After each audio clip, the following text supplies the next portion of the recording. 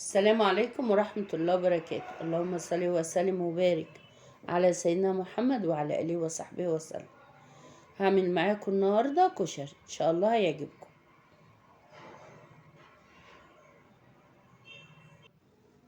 أول حاجة هسلق المكرونة. حطيت مية في حلة وسبتها تغلي. بعد ما غليت حطيت معلقة ملح وشوية زيت عشان أسلق المكرونة. حطيت كيس مكرونة من اللي هي التحمير الصغيرة دي، وهحط كيس مكرونة سباكيتي انا كسرته على 2. هديله بقى تقليبة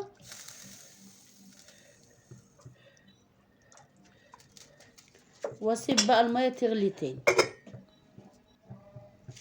بعد المية ما غليت تاني شلت الغطا، مش هحطه تاني، وهقلبها بقى عشان ايه اسيبها تستوي، وهسويها 90% بس، ما اسويش المكرونة 100%.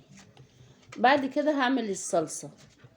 حطيت شوية زيت في الحلة واسيبه يسخن. بعد ما يسخن اروح حاطة معلقة ثوم مفروم، وهحمر بقى الثوم، اصفره بس تحميرة خفيفة كده.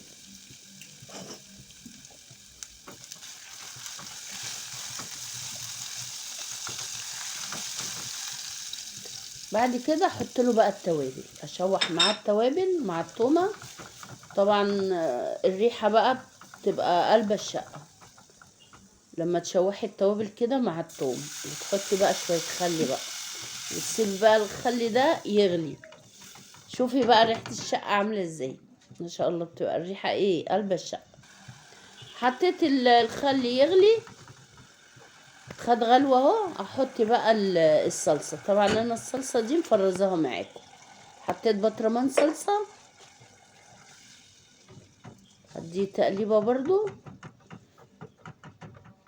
وبعدين اخففه بقى. طبعا انا عاملة الصلصة والدقة والشطة مع بعض في حلة واحدة، عشان كده حطيت شطة وحطيت خل مع صلصة الكشري. خلاص كده خففت طبعا الصلصة بشوية مية لان هي طبعا متسبكة، وحطيت الملح وهسيبها بقى تغلي ايه، هي غلوة واحدة بس، لان هي اصلا الصلصة كانت متسبكة قبل كده.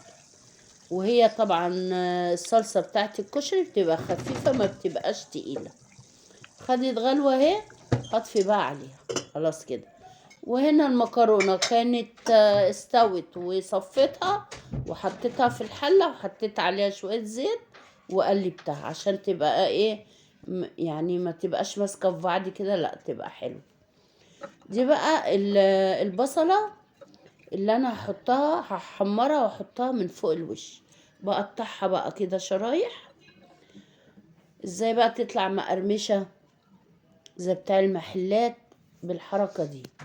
تحطي بعد ما تقطعيها شرايح نحط لها شوية ملح ونقلبها.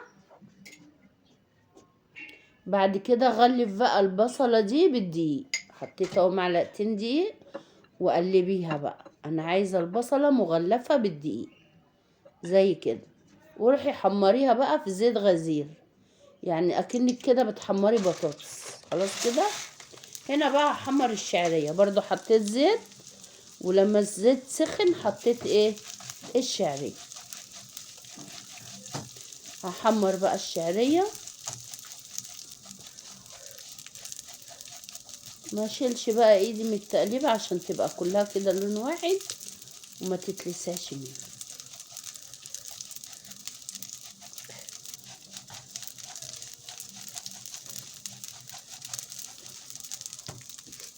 حمريها بقى لغايه ما توصل اللون الحلو ده كده، الذهبي الجميل ده. خلاص كده. شيليها بقى، وهنعمل بقى الكشري في الحله دي. حطيت برضو شويه زيت، وحطيت بصله مقطعها صغير، وهشوح البصل.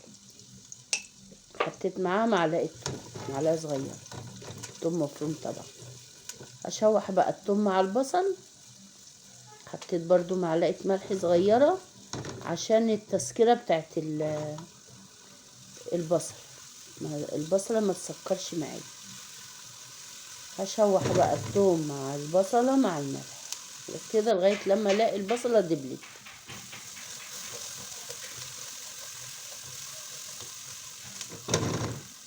كده خلاص البصلة اتشوحت. احط لها بقى المية بقى على قد الرز والشعرية والعدس. خلاص كده عشان احنا هنسيبها بقى ايه تسوي العدس. انا كنت جايبه ربع كيلو عدس بجبه، نقيته وغسلته ونقعته قبل ما اعمل الكشري. خلاص كده بعد كده حطيته، بعد الميه ما غليت حطيت العدس وسبته لغايه ما استوى. بعد العدس ما استوى غسلت نص كيلو رز وحطيته مع العدس بعد العدس ما استوى. وبعدين حطيت الشعريه اللي انا كنت محمراها. يبقى الحله دي فيها ايه؟ الحله دي فيها عدس بجبه وفيها الرز وفيها الشعريه اللي انا كنت محمراها. حطيت الملح وحطيت شويه بهارات وهقلبهم واسيبهم بقى يستووا مع بعض.